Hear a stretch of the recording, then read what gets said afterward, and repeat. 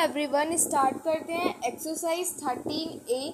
So question number 1 है, which of the following represent direct variation. तो यहाँ पे हमें बताना है कि इसमें से कौन सा जो है वो डायरेक्ट वेरिएशन को रिप्रेजेंट कर रहा है। तो डायरेक्ट वेरिएशन होता क्या है, डायरेक्ट वेरिएशन के बारे में बात करते हैं। तो डायरेक्ट वेरिएशन क्या होता है, इफ द इंक्रीज और decrease in the measure of one quantity result in the corresponding increase और decrease in the measure of other, the two quantities are said to be in direct variation. Direct variation क्या होता है कि अगर हम किसी भी क्वांटिटी को इंक्रीज करते हैं, ठीक है, तो उसके साथ में उससे रिलेटेड जो सेकंड वाली क्वांटिटी होती है वो भी इंक्रीज हो जाती है। तो तब फर्स्ट क्वांटिटी को इंक्रीज कर रहे हैं तो सेकंड क्वांटिटी भी मतलब खुद ही इंक्रीज हो रही है, तो उसको हम क्या बोलते हैं, डायरेक्ट वेरिएशन बोलते हैं। ठीक है, कि यहाँ पर फर्स्ट दिया हुआ है कि weight of apples purchase and the cost of apples. अब हमें बताना है क्या ये हमारा डायरेक्ट इन्वर्स है या फिर डायरेक्ट वेरिएशन है या फिर नहीं है। तो अभी मैंने आपको उसकी डेफिनेशन बताई क्या होती है, डायरेक्ट वेरिएशन क्या होता है, मैंने भी आपको उसकी डेफिनेशन बताई। ठीक है, तो मैंने क्या कहा था कि अगर कोई भी एक क्वांटिटी इंक्रीज हो रही है, ठीक है, हम किसी भी एक क्वांटिटी को इंक्रीज करें तो जो सेकंड वाली क्वांटिटी है वो खुद ही इंक्रीज हो रही है, तो वो हमारा डायरेक्ट वेरिएशन होता है। जैसे कि फर्स्ट है यहाँ पर weight of apples purchase and the cost of apples. मतलब कि अब देखो यहाँ पर अगर हम फर्स्ट वाली क्वांटिटी को इंक्रीज करेंगे तो सेकंड वाली क्वांटिटी खुद ही इंक्रीज हो रही है। कैसे, ये देखो, हम एप्पल्स का वेट इंक्रीज करेंगे, ठीक है। जैसे कि सपोज करो कि आपने क्या किया, 1 kg एप्पल्स थे, है ना, और आपने 1 kg एप्पल्स थे, तो 1 kg एप्पल्स में आपने क्या कर दिया, इंक्रीज कर दिए। ठीक है, मतलब आपने शॉपकीपर से कहा कि आप 1 kg मत दो, आप 1 kg की बजाय 2 kg कर दो इनको।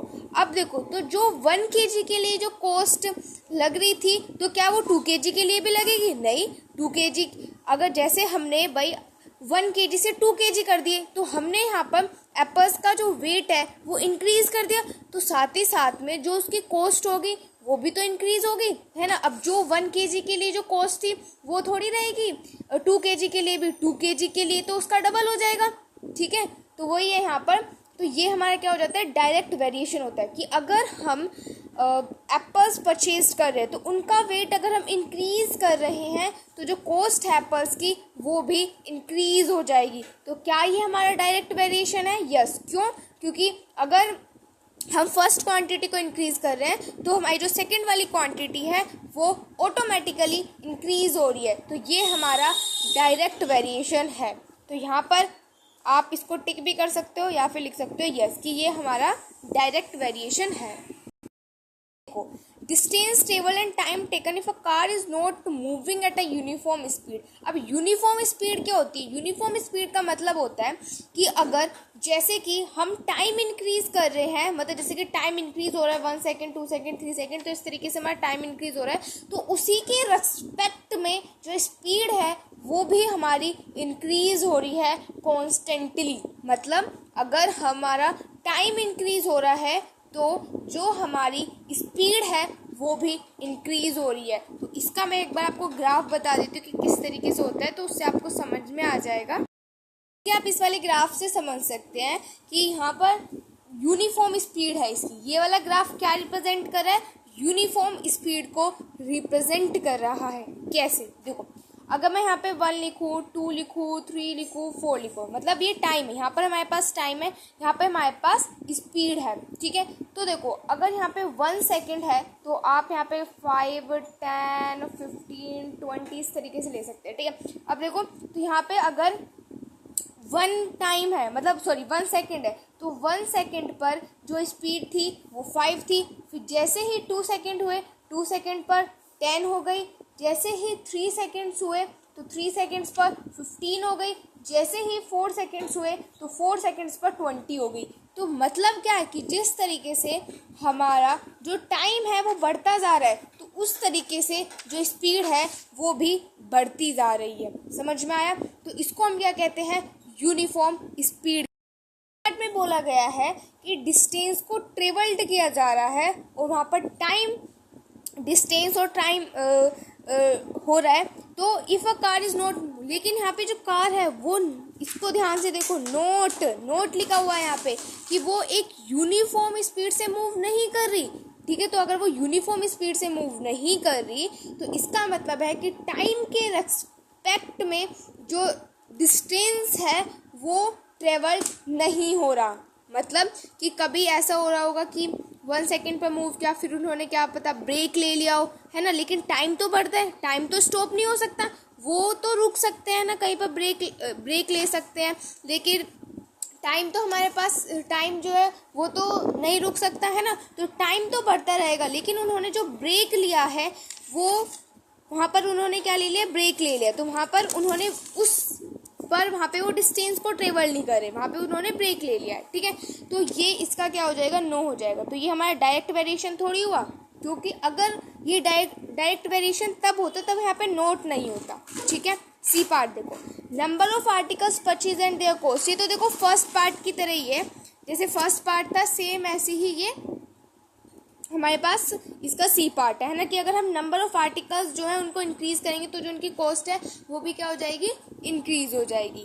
ठीक है, तो इसमें आप यस लिख दो। डी पार्ट देखो, तो for a given job number of workers and time taken to complete the work. कोई एक जॉब है, इसमें बोला number of workers and time taken to complete the work.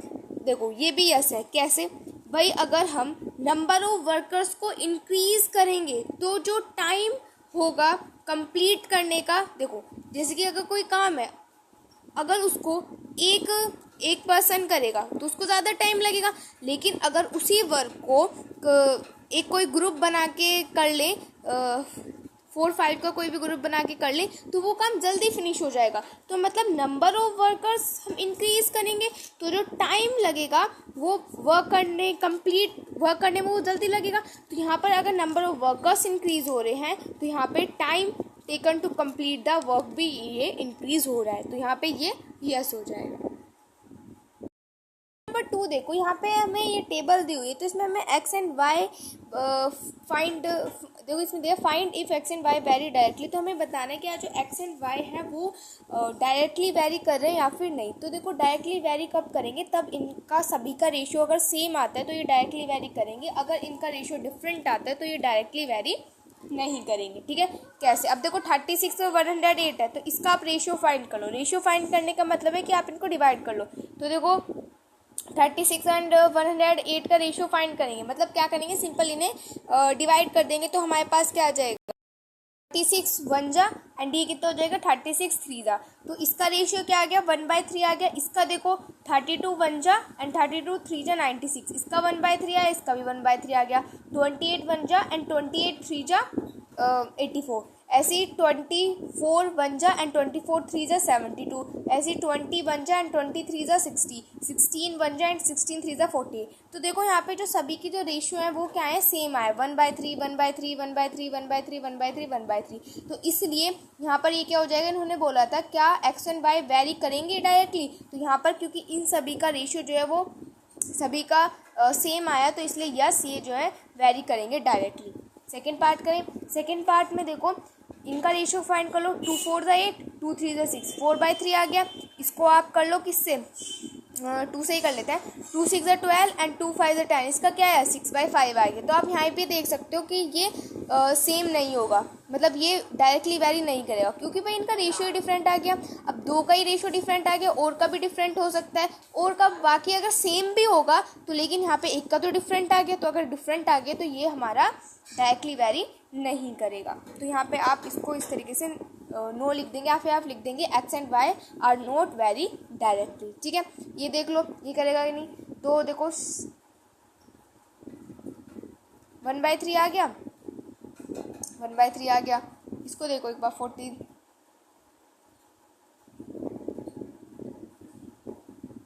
ये भी 1/3 आ गया।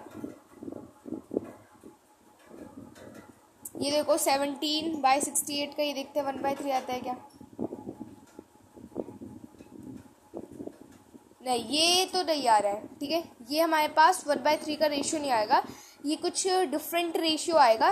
तो इसका मतलब है कि ये भी वेरी नहीं करेगा, मतलब एक्स एंड वाई जो है यहाँ पे भी जो होंगे वो वेरी जो है वो नहीं करेंगे, ठीक है। सिर्फ फर्स्ट पार्ट इसका आंसर होगा कि वो फर्स्ट पार्ट में एक्स और वाई जो होंगे वो डायरेक्टली वेरी करेंगे, बाकी जो रिमेनिंग 2 पार्ट्स हैं वो डायरेक्टली वेरी नहीं करेंगे, क्योंकि जो रेशियो है वो डिफरेंट आ रहा है, ठीक है। नेक्स्ट देखो, a mason prepared a mixture of cement and sand by mixing 1 part of cement with 5 part of sand in the following table. Find the part of sand that needs to be added. तो यहाँ पे देखो simple है, क्या है कि यहाँ पे हमें देखो पहले क्वेश्चन बता देती हूँ। तो क्वेश्चन में क्या बोला गया है कि एक मिक्सचर बनाया गया है सीमेंट और सैंड का। तो उसमें क्या किया गया, सीमेंट के एक पार्ट को 5 पार्ट के सैंड के साथ मिक्स किया गया है। तो यहाँ पे रेशियो क्या बन रहा है, 1/5 बन रहा है, ठीक है।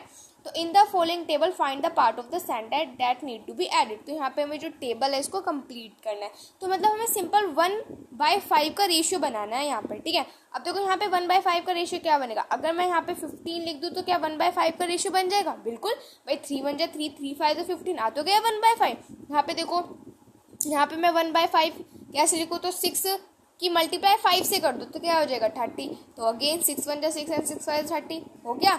यहाँ पे क्या आ जाएगा 55 भाई। 11 की मल्टीप्लाई 5 से कर दो 55 एंड 18 की मल्टीप्लाई 5 से कर लेते हैं